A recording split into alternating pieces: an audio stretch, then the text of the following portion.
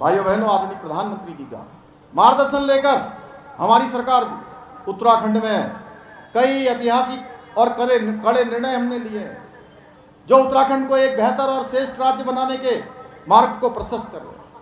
उत्तराखंड देश का पहला राज्य हो गया है, देश का पहला राज्य हो गया है जहां बाबा साहब अंबेडकर जो संविधान बनाकर गए, उस संविधान के अनुच्छेद 44 में देश के अंदर रहने वाले हर एक व्यक्ति के लिए, चाहे वो किसी पंथ का हो, किसी धर्म का हो, किसी समुदाय का हो, बाबा साहब और उनके साथ संविधान बनाने वालों ने ये प्रावधान किया था कि सबके लिए एक समान कानून होना चाहिए। भाइयों बहनों, उस संविधान की भावना के अनुच्छेद 44 के अनुरूप देवभूमि उत्तराखंड में सभी के लिए एक समान कानून लागू हो गया है। इसके अतिरिक्त सख्त नकल विरोधी कानून, लव जिहाद, लैंड जिहाद और थूक जिहाद के खिलाफ कठोर कार्रवाई, दंगा रोधी कानून बनाया, धर्मांतरण रोधी कानून बनाया, और अभी हाल में हमने एक नया कानून बनाकर मदरसा बोर्ड को भी भंग करने का हमने निर्णय लिया है। भाइयों बहनों, 1 जुलाई 2026 के बाद उत्तराखंड राज्य में अब वही मदरसे चल पाएंगे जो हमारे शिक्षा बोर्ड के द्वारा चयनित सिलेबस को पढ़ाएंगे।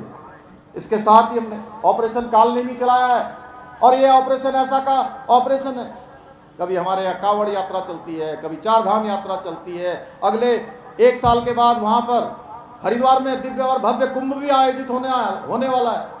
ऐसे समय में जो लोग धर्म की खोज में, धार्मिक लोग पुण्य के काम के लिए देवभूमि उत्तराखंड आते हैं, ऐसे तमाम छदम वेशधारी जो धार्मिक भावनाओं को आहत करने का काम करते हैं, लोगों के धर्म के मार्ग में अवरोध पैदा करने का काम करते हैं, छदम वेश धारण करके लोगों को ठगने का काम करते हैं, भाइयों बहनों, देवभूमि उत्तराखंड में उनके लिए ऑपरेशन कालनेमी भी हमने चलाया है। और बिहार में जीतने के बाद ये सब कार्य यहां भी किए जाएंगे। भाइयों बहनों, नरेंद्र मोदी जी के नेतृत्व में, नीतीश कुमार जी के नेतृत्व में डबल इंजन की सरकार है जो विकसित भारत के संकल्प के साथ काम कर रही है। तो दूसरी तरफ राष्ट्रीय जनता दल, कांग्रेस पार्टी जैसी अनेक दलाल पार्टियां जिन्होंने देश के अंदर केवल तुष्टीकरण, बिहार के अंदर भ्रष्टाचार और देश विरोधी एजेंडे पर काम कर रही है। अभी केशव जी और हम आ रहे थे जब, तो हम चर्चा कर रहे थे यहाँ के जो एक दूसरे साहबजादे हैं, उनकी दोस्ती किसके साथ है? उनकी दोस्ती है ममता बनर्जी के साथ, जो वहाँ तुष्टीकरण की बात करती है, कहती है कि यहाँ अगर देशद्रोहियों पर कार्रवाई की गई तो देश टूट जाएगा। उनकी दोस्ती है स्टालिन के साथ, जो मुख्यमंत्री है तमिलनाडु के, जिनके बेटे कहते हैं कि ये सनातन धर्म, ये क्या है, ये HIV है, ये वायरल है, ये मलेरिया है, इस प्रकार की संज्ञा देते हैं। भाइयों बहनों, ऐसे लोगों से इनका याराना दोस्ताना है। और लालू परिवार, गांधी परिवार भ्रष्टाचार और घोटाले करने में इनके आपस में होड़ मची हुई है। इन लोगों ने सत्ता को सेवा का माध्यम नहीं बल्कि निजी संपत्ति और अपने साधन बढ़ाने का साधन बना लिया है। कांग्रेस ने पिछले 60 सालों तक अपनी तिजोरियां भरने का काम किया है, वहीं लालू परिवार तो घोटालों में कांग्रेस के भी रिकॉर्ड तोड़ रहा है।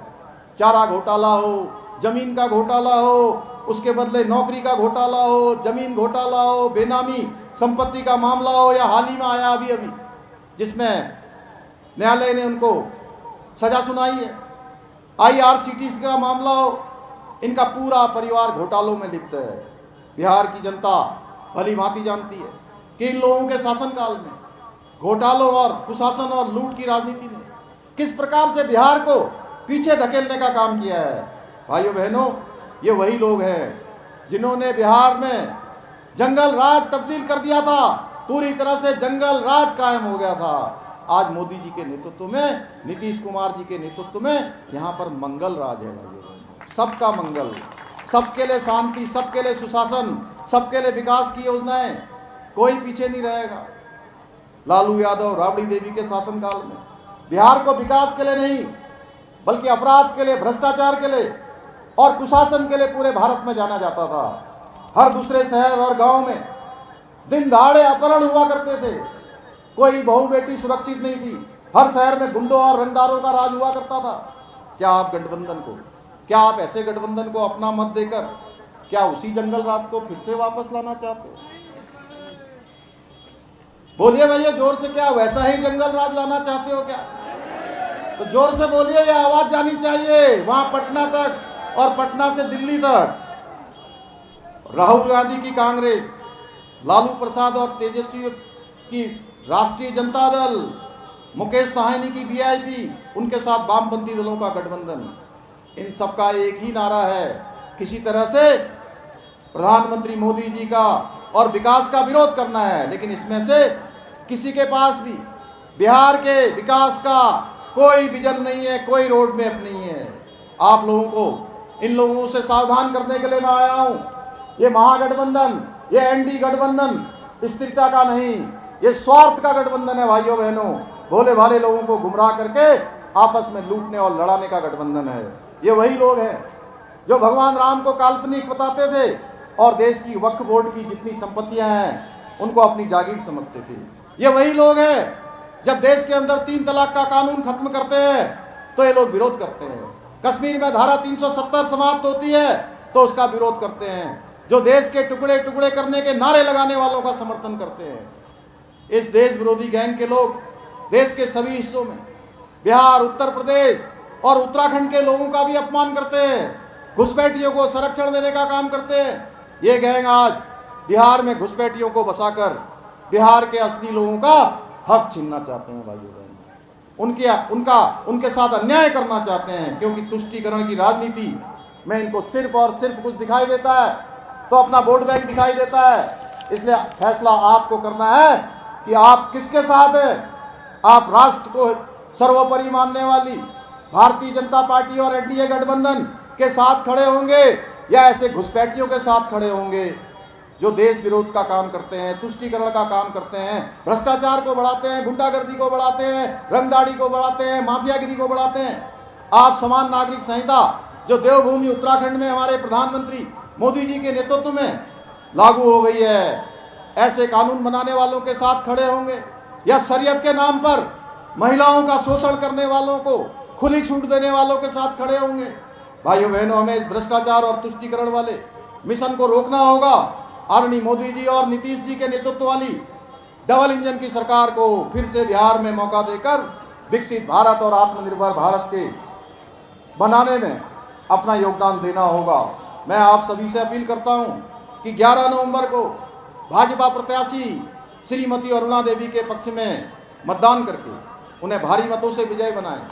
सशक्त, समृद्ध और विकसित बिहार के निर्माण में अपना योगदान सुनिश्चित करें।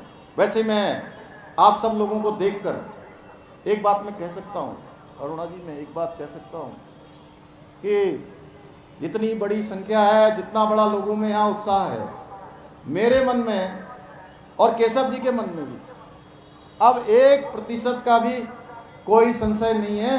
अभी अखिलेश जी कह रहे थे कि पिछली बार 45,000 वोटों से जीते थे। सबसे बड़ी जीत आपकी, सबसे बड़ी 45,000 वोटों की जीत थी ना, सबसे बड़ी 45,000 वोटों की जीत थी। उस जीत का रिकॉर्ड भी आप सब लोगों ने तोड़ना है, क्योंकि ये रिकॉर्ड भी आप ही लोगों ने बनाया है। बनाएंगे ना इससे बड़ा रिकॉर्ड? बनाएंगे। मैं देवभूमि उत्तराखंड का मुख्य सेवक, जहां से गंगा निकलती है, यमुना जी निकलती हैं, चारों धाम जहां हैं, जहां हर एक स्थान देवों से आच्छादित है, पर्वतों से आच्छादित है, हिमों से आच्छादित है, हिम ग्लेशियरों से आच्छादित है, वनों से आच्छादित है, वहां के मुख्य सेवक के रूप में मैं आया हूं। वहां के सभी देवी देवताओं का आशीर्वाद हमारी प्रत्याशी अरुणा देवी जी को मिले। मैं जीत की इनको बधाई दे दूं, यहां से दे दूं, बहुत बहुत बधाई हो। इन्हीं शब्दों के साथ आप सभी को दीपावली की भी बहुत बधाई देता हूं, छठ की भी बहुत बधाई देता हूं, अग्रिम शुभकामनाएं देते हुए एक दीपावली तो हमारी अभी 2 दिनों बाद होने वाली है और दूसरी दीपावली 14 नवंबर को, जिस दिन बिहार का चुनाव का परिणाम आएगा, उस दिन दीपावली होगी और यहाँ से भी अरुणा जी जीतेंगे।